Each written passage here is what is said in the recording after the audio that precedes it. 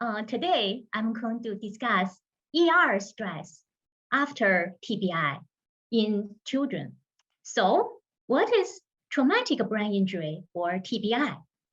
TBI is a head injury that can damage the normal brain functions. In children, the leading cause of TBI is falls from objects like stairs, bicycles. The second cause is unintentional head trauma. For example, playing sports and get injured. There's also car accident, physical abuse, and homicide. TBI can be mild, moderate, or severe. However, even mild TBI can cause long-term deficits in our children. Why? Some of the regions in our neuronal network, for example, the prefrontal lobe, that is in charge of our higher cognition, the emotion, critical thinking. This region is not fully mature until we're in early 20s. In this case, pediatric TBI will definitely interrupt the normal brain development and cause long-term deficits. More importantly, TBI is not just a one-time event. The head trauma will induce the primary injury. If not treated, going to progress into the secondary injuries, cause neurobehavioral, cognitive, even hormonal dysfunction later on. So, the secondary injury can decide the outcome of TBI. Also provides a window of treatment. Many research trying to rescue or prevent the cell death. That's because the neurons are the building blocks of our neuronal network. Many of the neurons cannot be regenerated. That means if they die, they are gone forever. There are many factors can decide whether a cell can survive or the cell will die after trauma. ER stress is one of those factors. So what is ER stress? ER stress is not the emergency room stress. Of course, that's really stressful event. The ER stress here is the endoplasmic reticulum stress. As we know, we have rough ERs, smooth ERs. The rough ER is in charge with protein synthesis, protein folding, quality control, and dispatch. Under normal condition, we do not have many abnormal proteins accumulate in the ER, so the ER can clear them out without any trouble at all. However, trauma can increase the abnormal protein accumulation in the ER. Definitely will stress the ER out. Just like us, when we stressed out, we are going to do everything we can to decrease the stress so we can return to our serenity state. The ER is doing the same thing. ER has at least two major pathways. One is called unfolded protein response, or UPR. Another one is called ER-associated protein degradation, or ERAD. How those two pathways work? Let's look at this picture. By the way, we made it from scratch. We're going to use it in our publication. So trauma will increase the abnormal protein accumulation in the ER.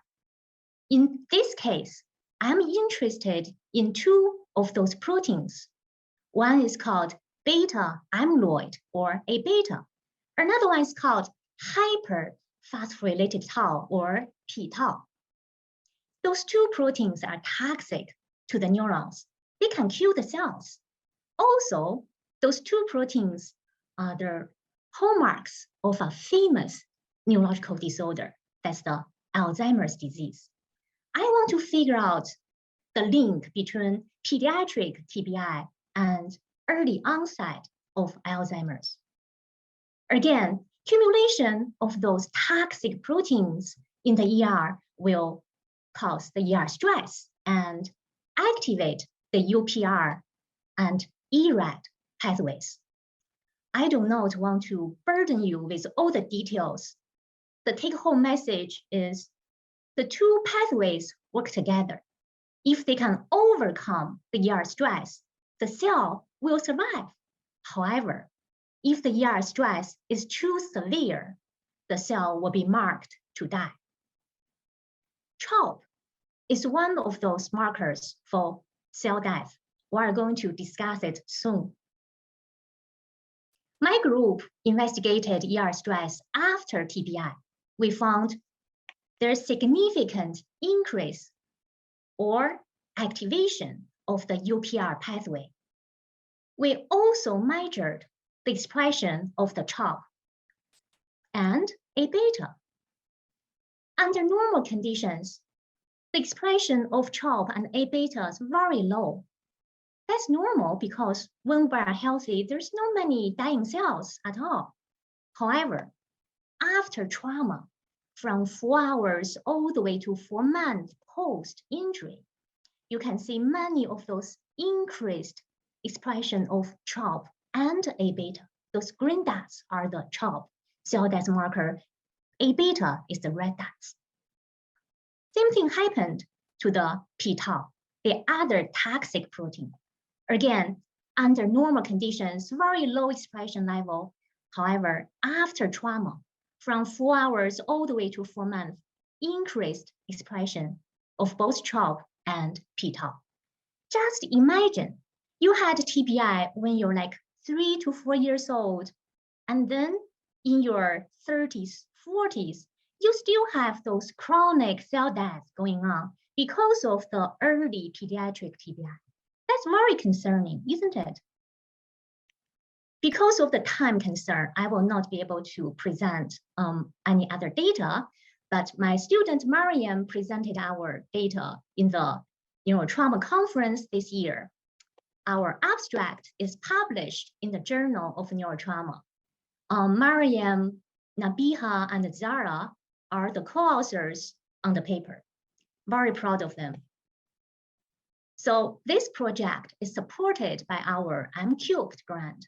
We published our abstract already. Now we're working on the manuscript. Again, our students are the co-authors. Very proud of them. More importantly, this is a collaborative project. In fact, students Tejas and Duha from Professor Crisano Bandipatiai's lab, they are formulating the gold nanoparticles targeting ER stress. Very cool. We are testing it in our in vivo animal models. Very exciting. I'm going to keep you posted. I just want to thank everyone for your help and support for our students' research. Without your help and support, our students will not be able to have such amazing experience. Again, thank you for your time, and let me know if you have any questions. Also want to thank our little Messi. Thank you.